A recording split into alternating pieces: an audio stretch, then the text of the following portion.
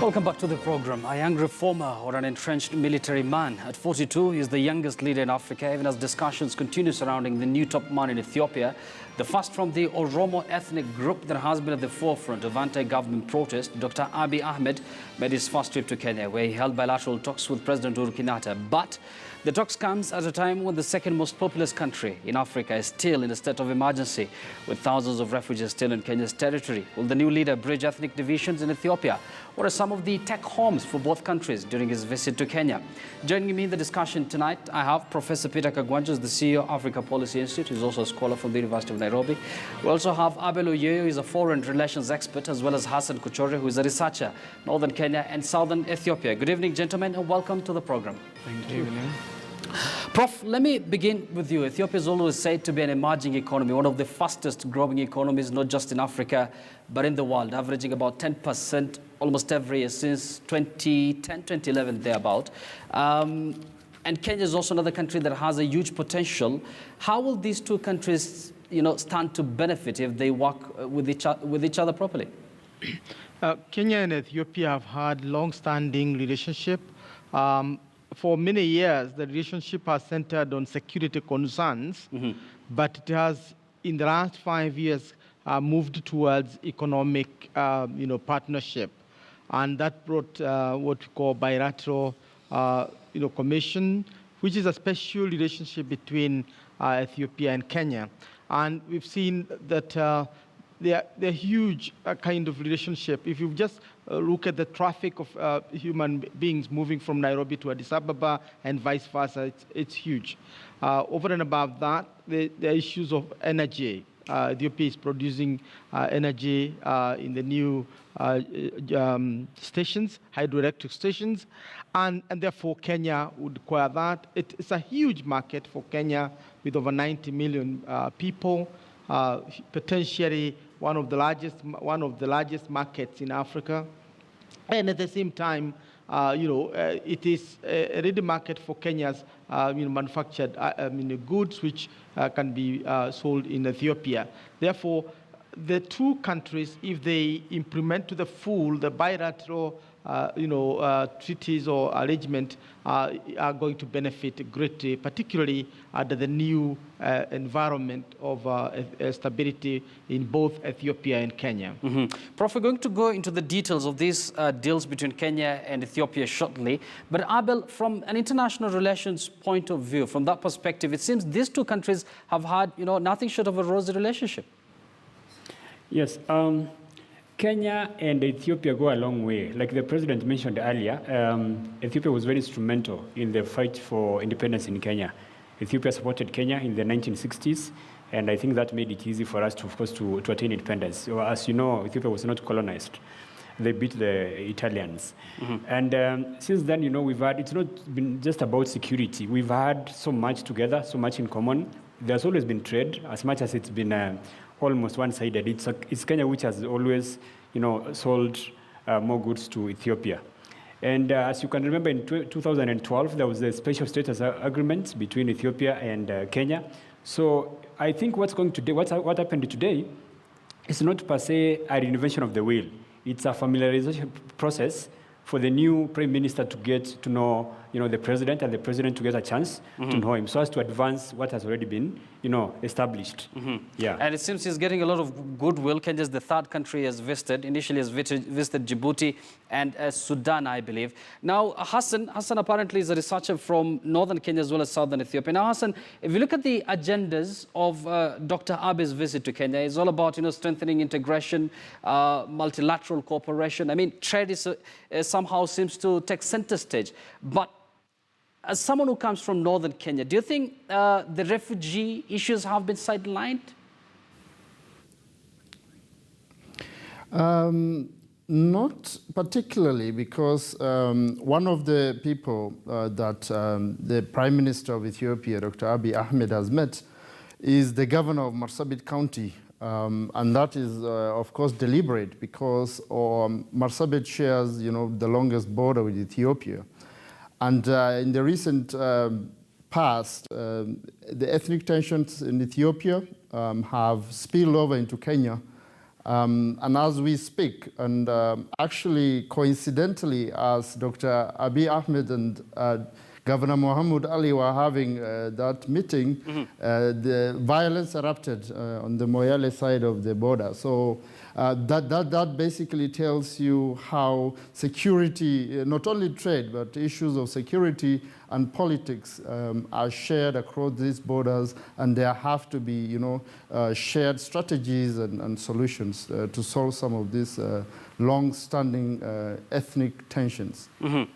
Now, Prof, I'm sure you understand that stability and development go hand in hand. And from Hassan's point of view there, security is still a major concern, especially in southern Ethiopia. Do you think this is something perhaps that the two leaders, that is Ethiopia's Prime Minister and Kenya's President, can perhaps discuss as well, as much as they're going to talk about trade? I think the question of security along the Kenya-Ethiopia border is a primary issue.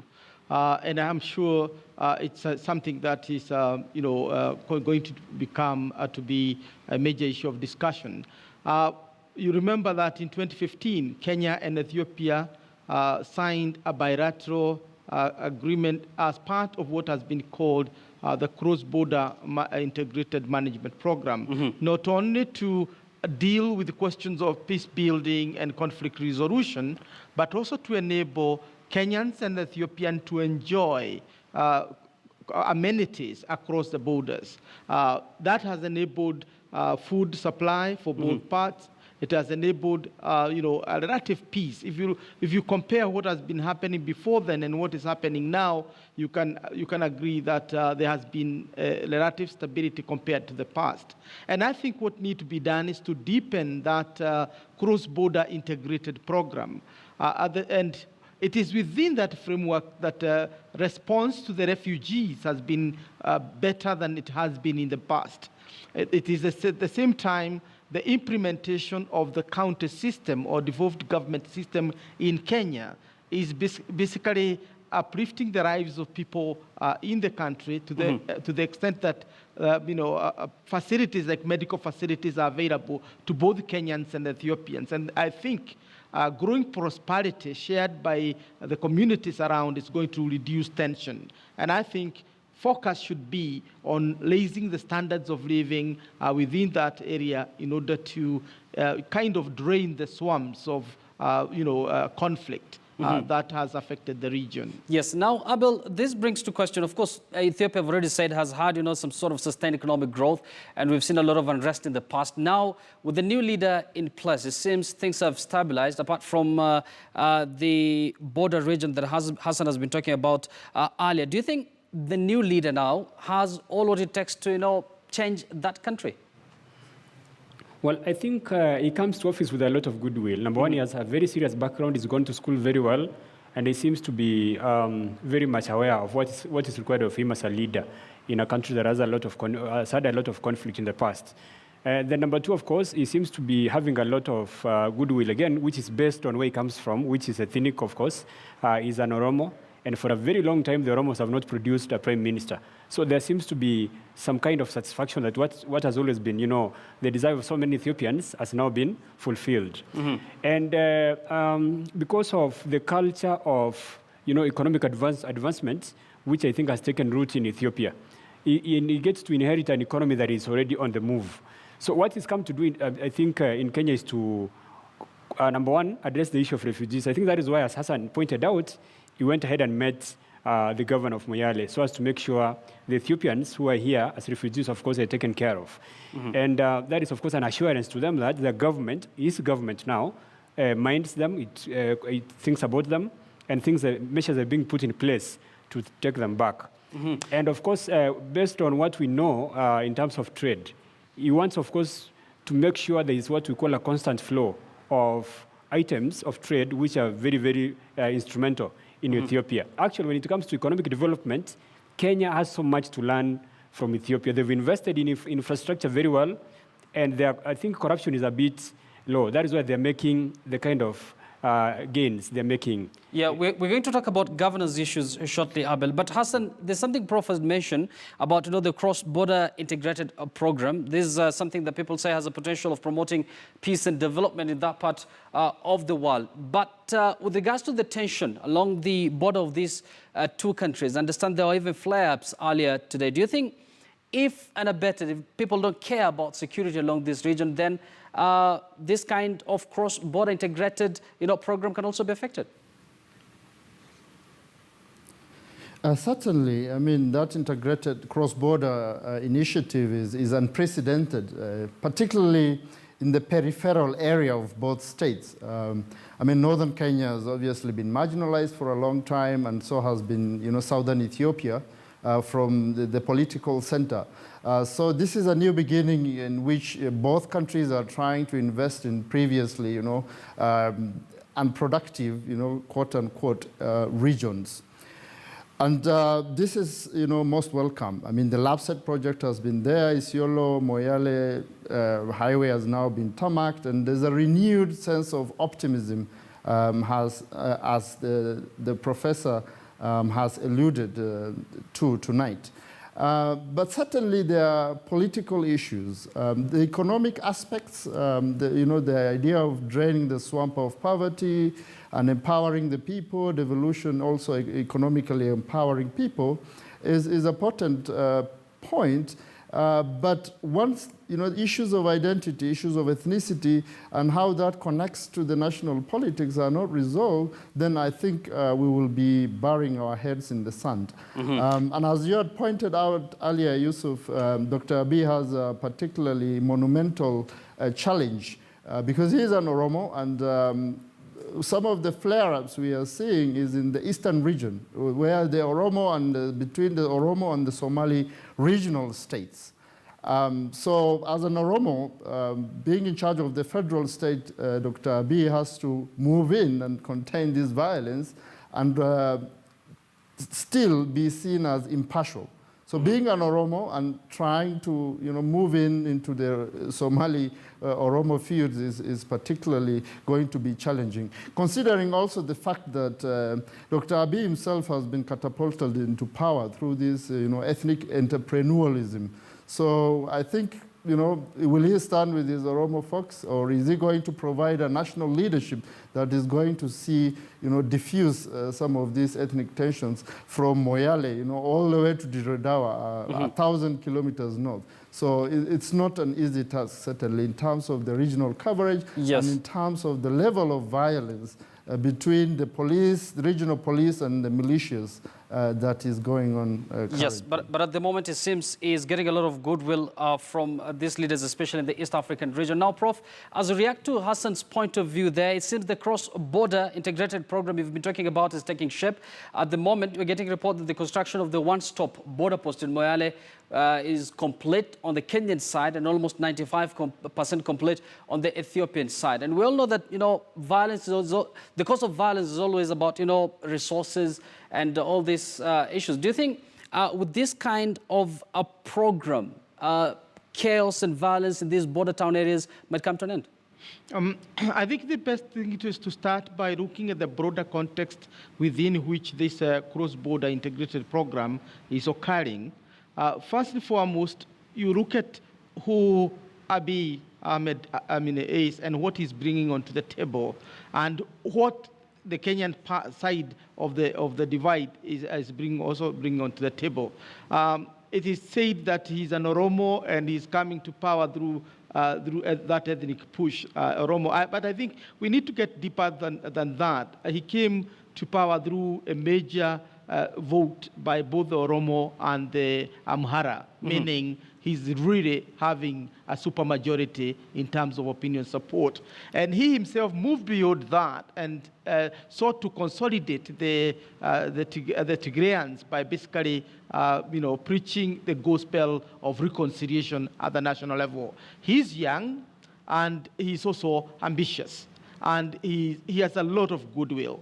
Down in Kenya, we have President Uhuru Kenyatta, who has just been elected for the second term. He's implementing an ambitious, a big four, agenda, and therefore Ethiopia meets Kenya at the level of development. And that's where the integrated cross-border program is coming in, supported by the UN, supported by the international community. And I think what needs to happen is that Kenya and Ethiopia need to honor their earlier promise that they will put money from their treasuries in order to uplift these border areas, and therefore they become the magnet of new development. What we see is that from Addis Ababa to Moyale, the road is complete, and from Kenya, Nairobi to Moyale, the road is complete. Therefore, in terms of infrastructure, we have what it takes to literally transform this area into a magnet of development. And we have already seen facilities like medical facilities. You go to Moyale, I was there just about a year ago, and you find new supermarkets, things you never even dreamt would be found there. It is now taking about 7 hours to move from Nairobi to Moyale, whereas previously it would take about 3 days plus. Meaning we have what it takes to literally boost this area if the two treasuries, if the two governments decide to plow in resources to uplift these marginal areas. And Abiy, before I come to you, Hassan, I'd like you to react to this. And perhaps, do you think this kind of a program, the cross-border integrated program everybody's talking about, do you think this kind of initiative might bring sanity back to these border towns? Yusuf, you're talking about a border of more than 500 kilometers. And what we have right now, the cross-border program, is in Moyale. Yet, you know, it's not only in Moyale that we have seen this level of violence. Every so often, there's, high militarization of the border areas, particularly during elections on the Ethiopian side. And these attacks kind of spread along the border. So how, a very kind of pointed and targeted cross-border program that is targeting only trade in Moyale area is going to, improve the general peace and security along the border is, I think, to expect a lot from such a project. It's not that I am being pessimistic about the project. It certainly is improving, trade and development. Infrastructure has been spurred by some of these initiatives. But the broader question is really, is it just a developmental problem, or is it a problem of politics, a problem of identity? And are we going to see programs that are particularly going to target these things? For example, how are you going to resolve the impasse in the eastern region between the Somalis and the Oromos? I think having that cross-border program will only affect Moyale. But you are talking about, a distance of about 1,000 kilometers, all the way north to Diradawa. All these areas are polarized along, Somali, Oromo regional states. So it's not just a cross-border thing. The internal dynamics in Ethiopia themselves can undermine some of these cross-border initiatives. So as long as, for example, there's no peace in Marsabit County, certainly, there will be a spillover into Ethiopia. Regardless of the kind of cross-border program that's there. If there's a problem, that emanates as far north as, as I pointed out in Diradawa, it can always spill over down to Moyale. So I don't know how the border, concentrating just on the border and ignoring the wider politics and peace and security. Clearly, Hassan, there's some deeper problems there. Yes, Hassan, we appreciate your point of view. I think you've delivered your point there. We're almost out of time, Abel, and perhaps can you, let me bring you back to the man of the moment, the man people have been talking about throughout, and that is Dr. Abiy and his visit in Kenya. Of course, there are those who are saying that this kind of a visit is meant to cement Kenya's, key foreign policy, which is some sort of, Afrocentric kind of foreign policy. Abel, people have been fighting about, accountability in Ethiopia. They've been, up in arms about human rights abuses. They've been talking about the release of political prisoners. Final question: do you think he has all it takes to change Ethiopia? I believe actually he has what it takes to transform Ethiopia. When you look at his record from the time he served, from the, his history is about service to the country. And now the biggest, I think, asset he needs is goodwill, which he has. So with the support he's likely to get from especially the East African region, he can transform Ethiopia. And then, of course, I expect the rest of the world, beyond Africa, to also support his initiatives. He's already, of course, released a couple of political prisoners. That is a starting point. And I think even internally within Ethiopia itself, there's a lot of goodwill because the majority of the population in Ethiopia felt like Oromo had been left out for a long time. So now there's some kind of contentment. So every step it takes to move Ethiopia forward is likely to get a lot of support. So the best he has to do is to strike the iron while it's hot, to make sure those quick gains he can get, he runs them very quickly before, goodwill does not last forever in politics. Sure. Prof, Let me give you the last word. Do you think he has all it takes to change Ethiopia? Yeah, he's one of these rare characters, personalities you find in history. The Obama as an African American, and at the same time coming at a time when there is need for national integration. Dr. Ahmed is a youth at the age of 42, so he's very young. He's an Oromo, but has relations with the Amhara through his marriage relations. He's a scholar. He has political experience, and he is also a person who understands that Ethiopia needs reconciliatory tone. So he's not thumping his chest that he comes from majority, he's reaching out to the minority. At the same time, he's thriving on a foundation that has already been set by others, Meles and Haile Mariam, in terms of development record of Ethiopia. And therefore, Ethiopia must now be on a takeoff path. And with that, I think Kenya is going to benefit by having a huge market in its neighborhood. And Ethiopia, remember, is also a stabilizing force in the IGAD region, not only because of its numbers, but because of its position from Somalia to Sudan, down to South Sudan and Kenya. So Ethiopia is located in a place where it is a power that can build bridges for the rest of the region. Thanks a lot, Professor Peter Kagonja, for your input. He is a CEO of Africa Policy Institute, as well as Abiy is a foreign relations expert, as well as Hassan Kuchure, who's a researcher from northern Kenya, as well as southern Ethiopia. Many thanks, gentlemen, for your input. And that brings us to the end of our program tonight. Many thanks for watching. My name is Yusuf Ibrahim. Remember, this program is aired every Monday to Thursday from 10 to 11 p.m. But here is, before we wrap up, let me leave you with our proverb of the day. Bye-bye, and enjoy the rest of the night.